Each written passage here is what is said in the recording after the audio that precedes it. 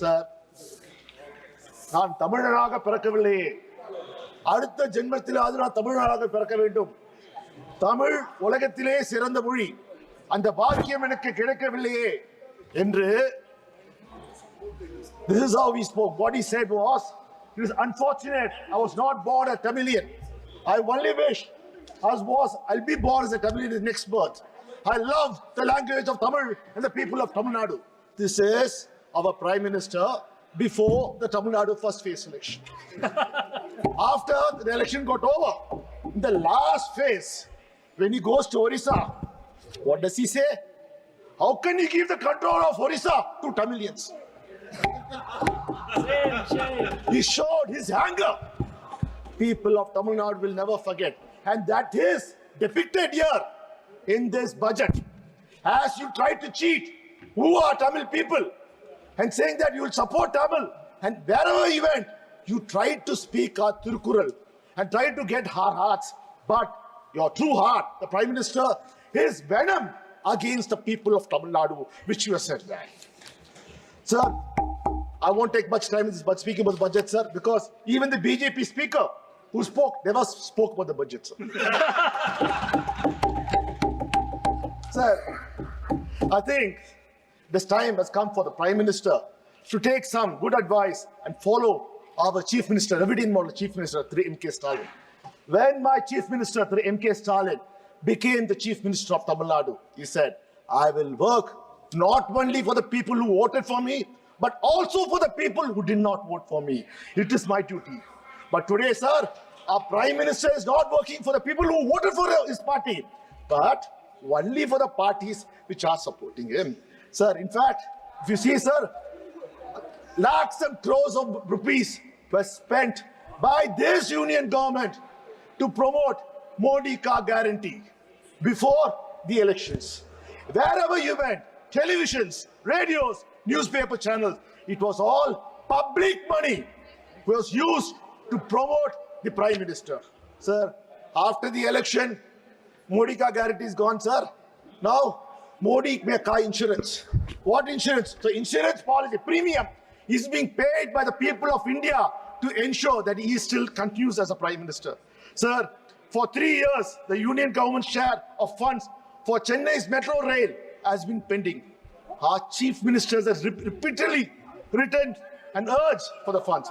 The Chennai metro rail, phase 2, sir, which they had to give 50% of the fund. Till date, they are not given a single rupee. But our chief minister has said, Tamil Nadu government will fund and has already put 12,000 crores sir, in this budget, sir. Sir, we would like to know, you went to Coimbatore, you had a road show, you tried, the Prime Minister tried to appease the people of Coimbatore. Sir, we have sent you a project, our Tamil Nadu government has sent you a project for the Coimbatore metro rail, for Madurai metro rail. No response. Nothing has come back for you. Sir, our Tamil Nadu government has made a request for the Tambaram Chengalpet elevated express. Till now, no mention of the funds order. Sir, for 10 years, the middle class has burned the brunt of inflation. Rise in food prices, rise in fuel and LPG prices. Sir, let me break it, sir. Do it because right now, the Russia-Ukraine war is going on. Because of that, the Western countries are not buying the fuel directly from Russia. But those Russian fuel is being bought by India at half the rate. If the basket, petroleum basket is $120, India was getting for $60. Did any of the Indians benefit because of price reduction? No. This oil went to our Prime Minister's friends' refineries, got refined into diesel and petrol, and was exported to Europe, and they sold it at the market price. You brought windfall taxes. The first time in India, windfall taxes was brought. Sir, I would like to ask the finance minister, why don't you give us a white paper on the windfall taxes and how much of money the Ambanis and Adanis made of the Ukraine war? Sir, when I asked to find, sir, they are to provide substantial relief for income tax. Sir, household savings has hit a record low of 5.2%. of gross national disposable income in year 2023. So what do the common man get, sir? A saving of 1,458 rupees per month. That is the savings they are talking about, sir. Sir, you have announced targeted programs, irrigation and flood mitigation. Bihar gets the Koshi, Mehichi, Indra State Link. Assam, Sikkim and Uttarakhand are getting assistance for flood management. Himachal is getting assistance for reconstruction and rehabilitation. Sir, what about Tamil Nadu, sir? Sir, we had the worst floods in Chennai. Sir, in Thoothukudi, we had floods which has never seen for 150 years. The finance minister, Mrs. Nirmala Sitharaman, she came, she went and saw with her friends, and she said she was amongst her friends. And there, she appealed with the people, yes, we'll do something. Till now, not a single rupee had come. And in fact, sir, she visited temples there and asked the residents, do not put money into the undial. Give the money directly to the priest. Is that the way a finance minister behaves, sir? Will it be okay, sir, if I go tell my people of Tamil Nadu, don't pay taxes to the union government? Because all the money goes to other states, doesn't come to Tamil Nadu. That's not a way I elected, sorry, she's not, she's a selected person. So she's a selected person will begin.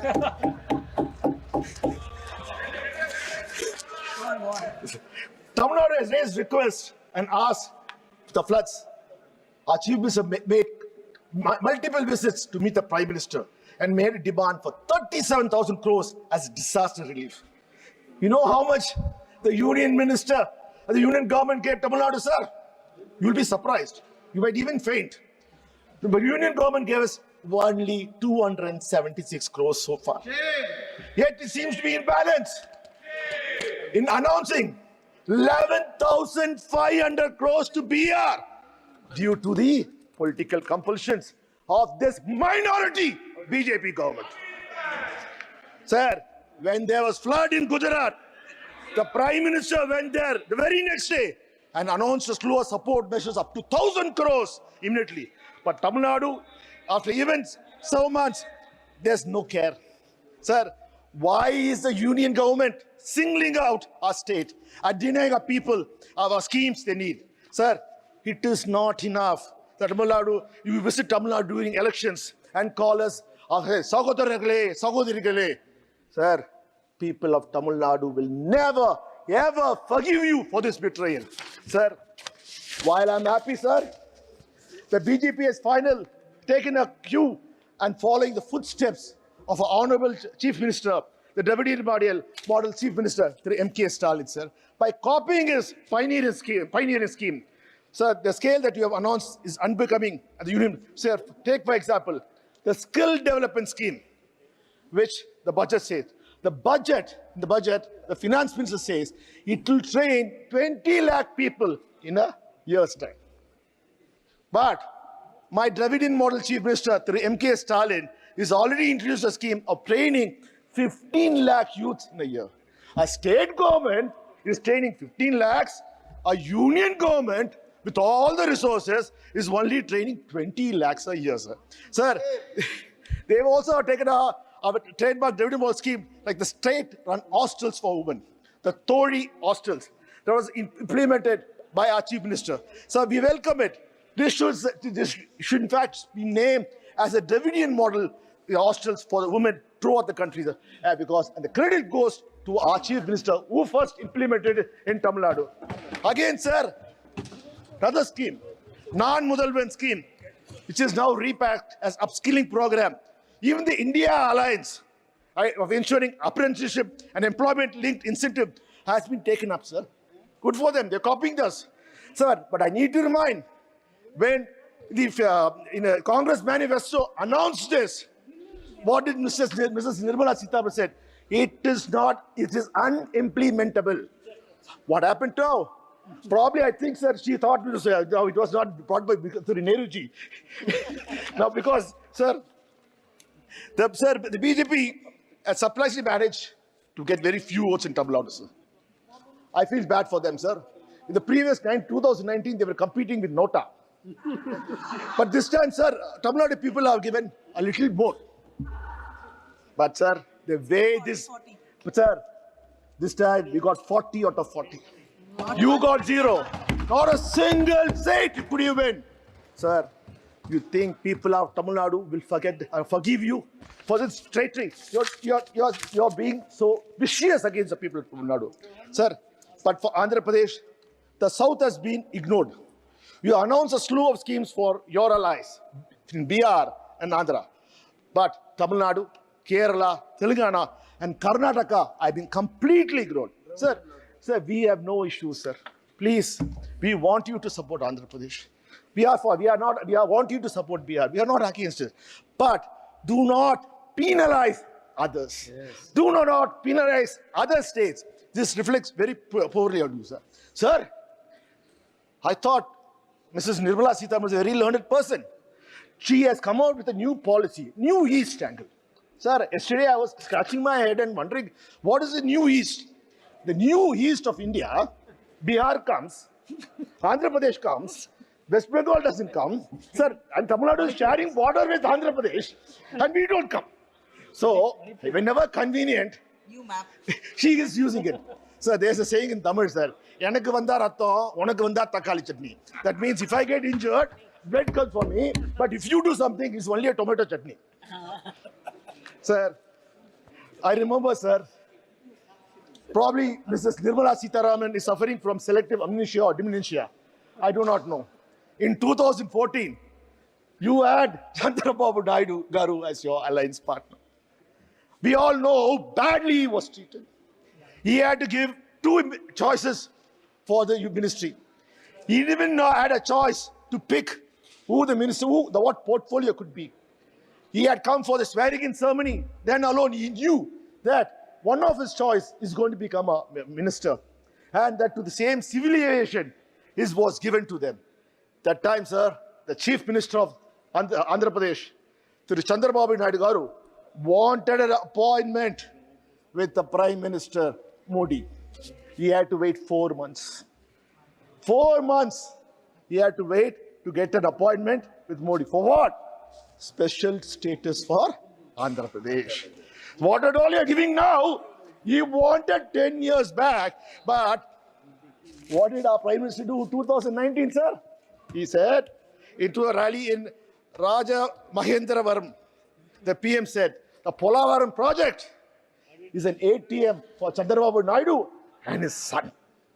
Sir, when it chooses you, you put a person down. But when you want to become a Prime Minister because of his health, the same ATM changes and becomes a very important machine for the country. ATM. Sir. Sir. And next thing, sir, the matter of 1 week, 15 bridges in BR collapsed. Normally, our Sangh Parivar would have come and said, corruption.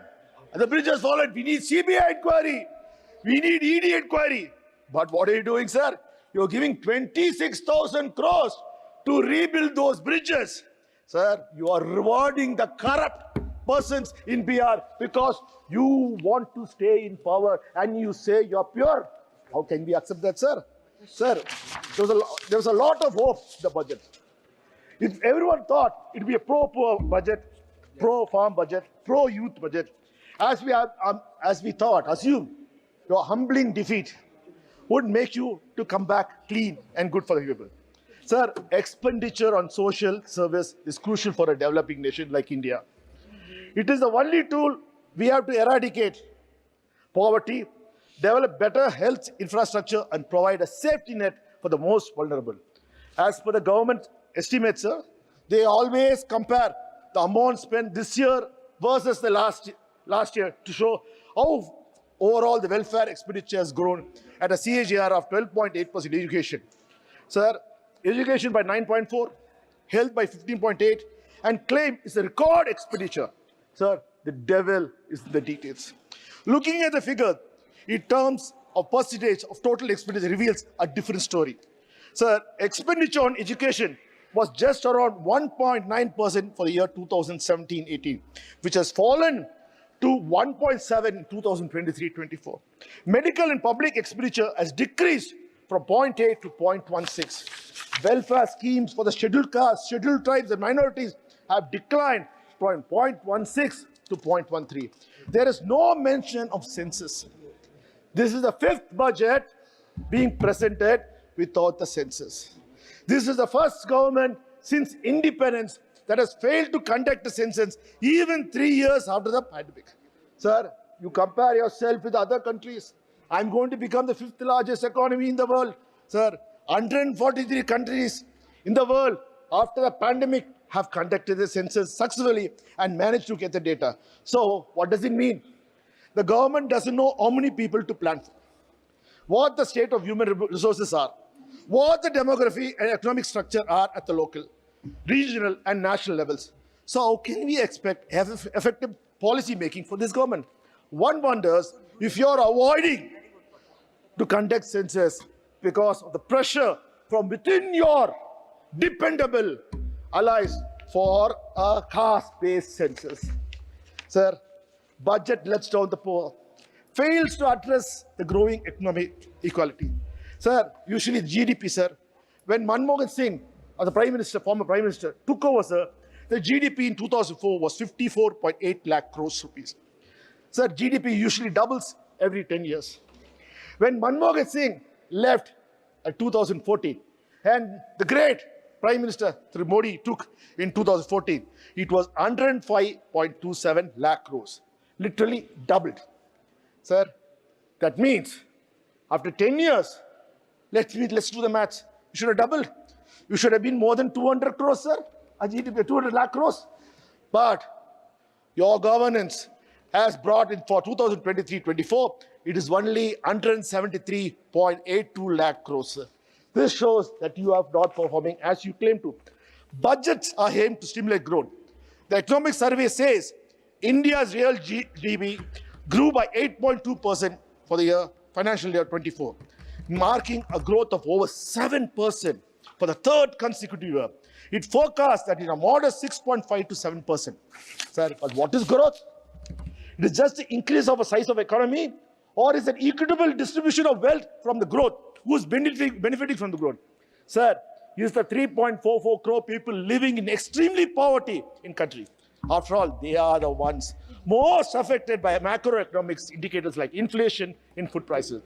While headlines and core inflation have eased to 5.1% and 3.1% respectively, the consumer food price index remains high at 9.4% in June 2024.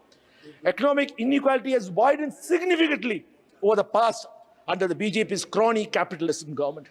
The wealth of Indian billionaires has increased, that means Modi's friends, has increased by 35% in 2020 alone, while millions are pushed into poverty due to the pandemic.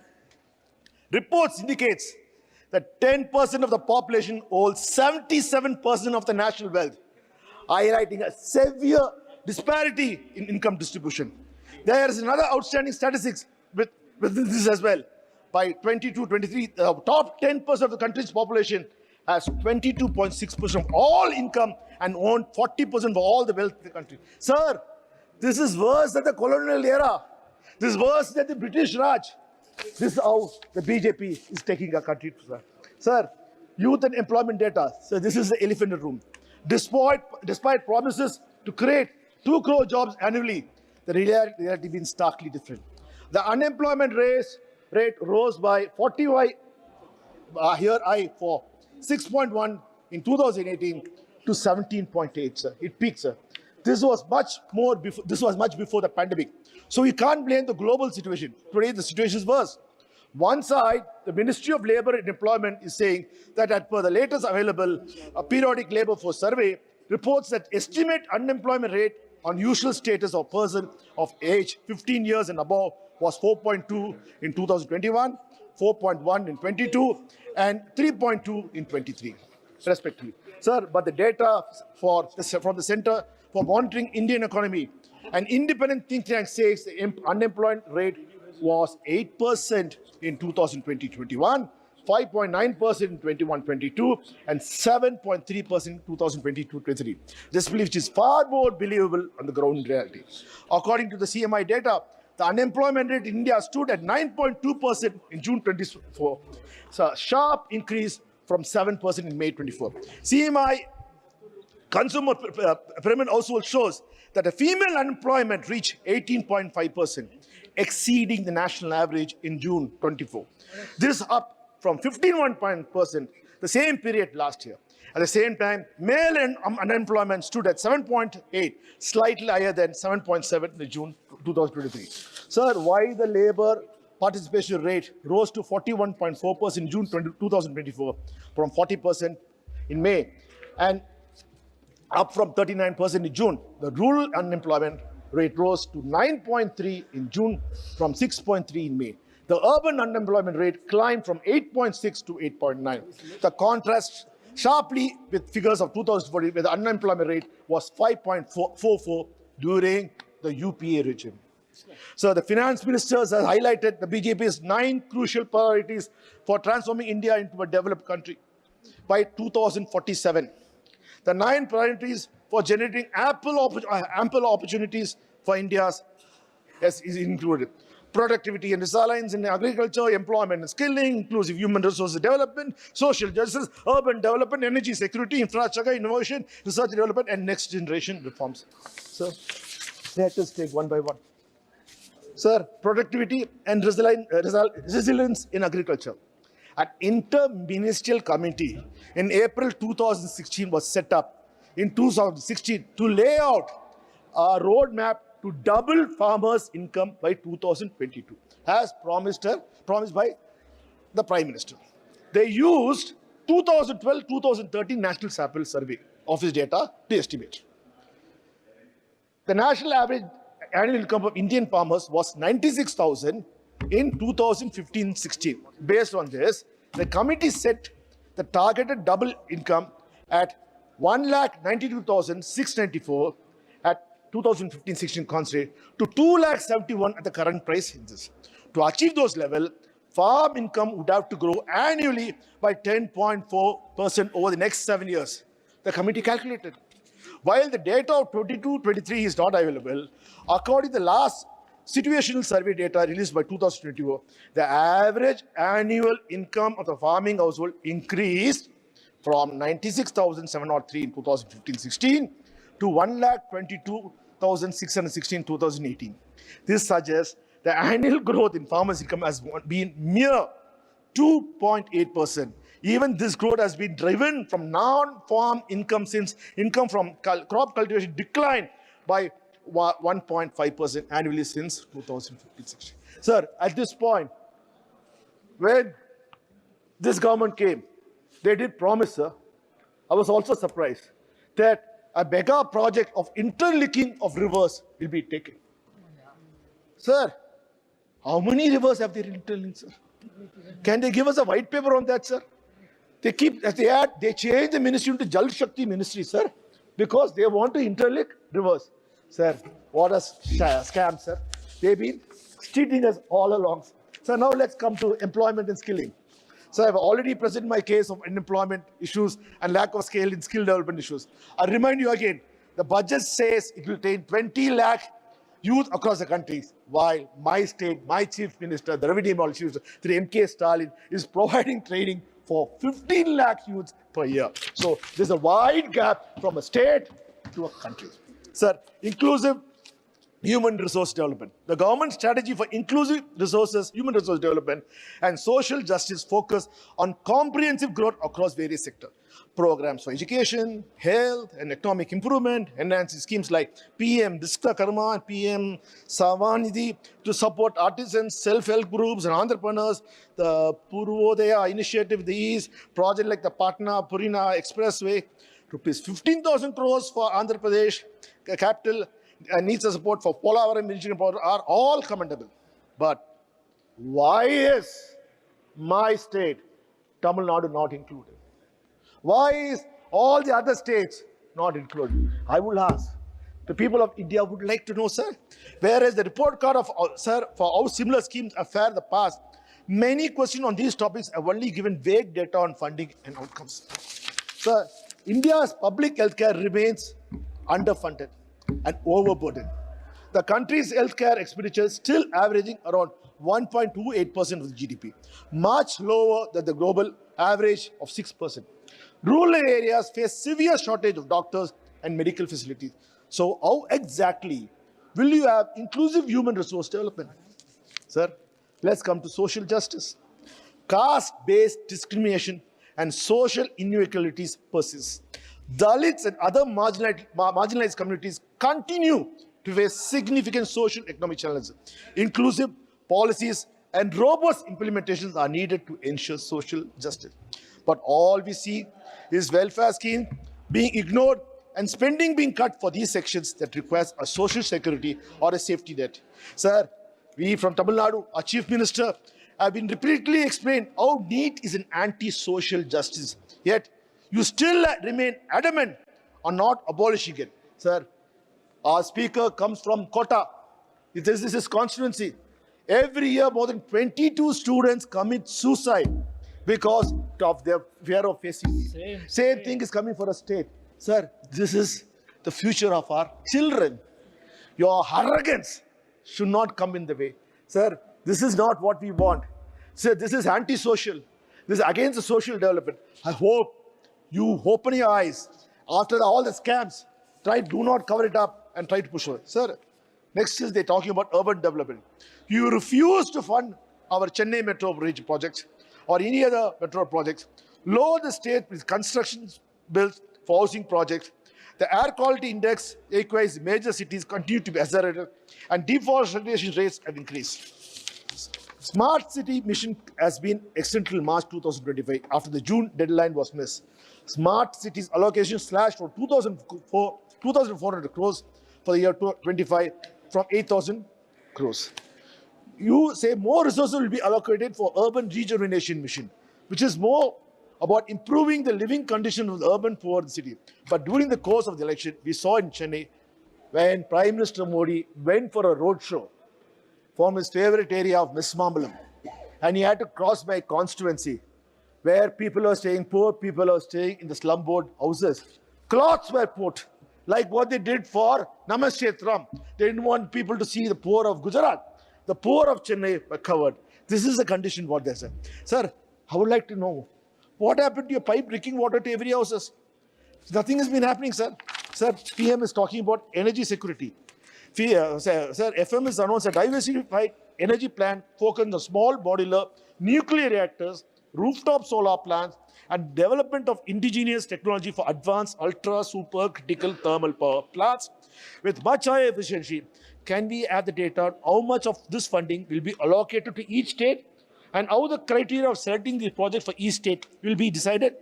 Sir, as of June, about 54.5% of India's power comes from thermal sources like coal, gas, and diesel, while 45.5% comes from non-fossil sources, which includes 1.8% nuclear power capacity.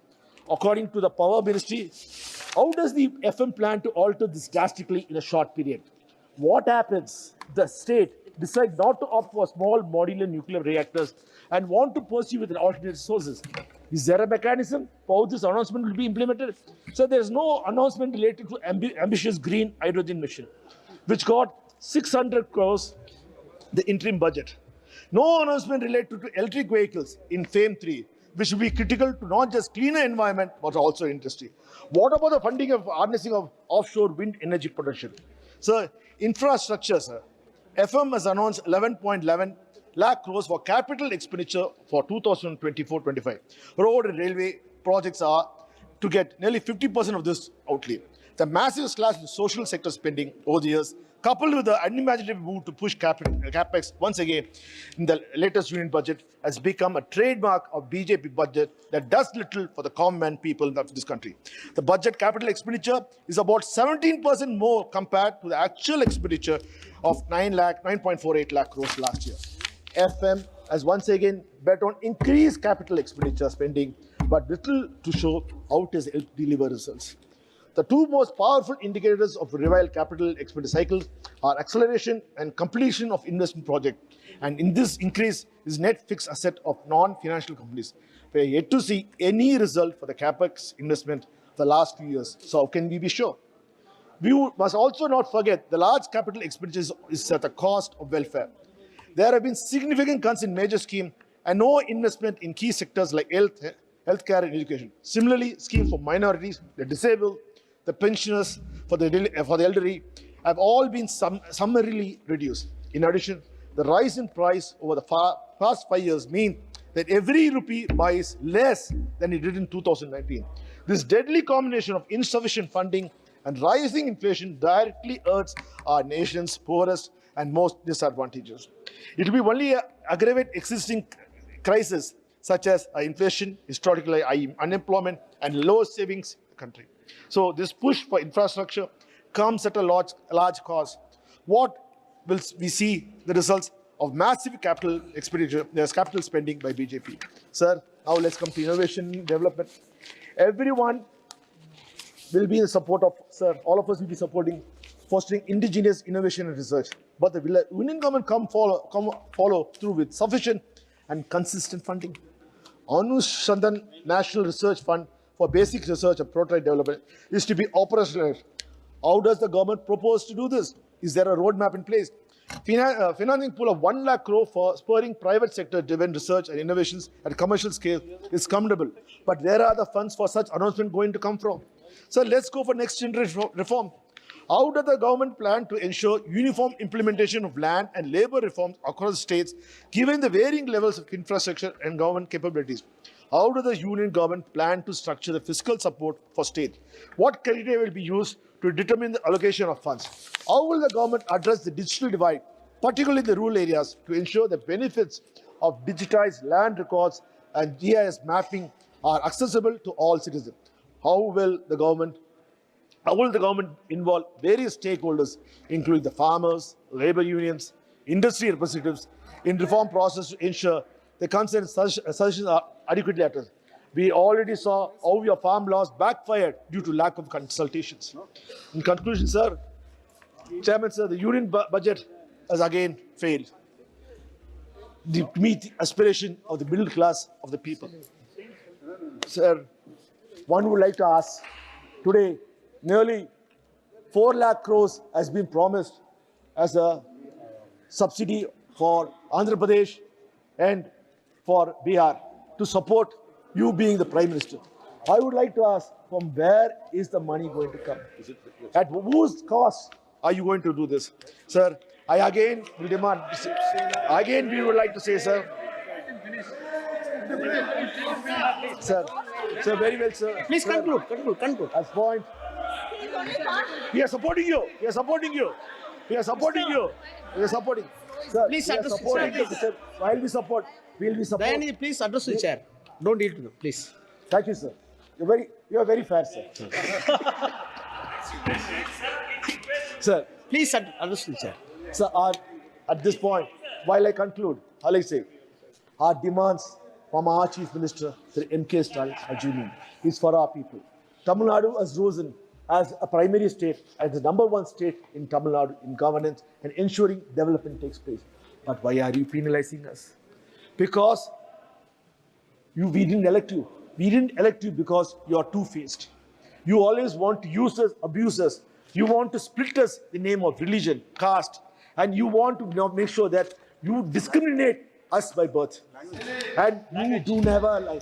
Till now, how many times the Prime Minister has said he likes Tamil language, he loves Tamil language. What has he done for our Tamil language or for the people of Tamil Nadu? This is what we say in Tamil Nadu. Vaila vada sudran Modi. That is the reason people of Tamil Nadu. Okay, I'll explain it. He fries vada through his mouth, not through the oil. And now he doesn't even give the vada to us. He takes and he eats himself. Sir, I humbly request that people of Tamil Nadu are watching you. Do not try to punish them. If you punish Tamil Nadu, then India will not grow. If India has to grow, Tamil Nadu has to grow. Sir, while I conclude, I want to conclude last. Sir, the people of Tamil Nadu have one more great fear with our Prime Minister. In 2014, when the Prime Minister first entered the Parliament, he came to the old Parliament. He fell flat at the Parliament and took the blessings of the parliament in 2014. Sir, now that parliament is no more. Now, sir, 2024, sir, the Prime Minister took blessing from the Constitution. He took the Constitution book and took all his blessing. Sir, the people of Tamil Nadu, the people of country are worried. Please do not destroy the Constitution. Thank you, sir. வாழ்க தமிழ்.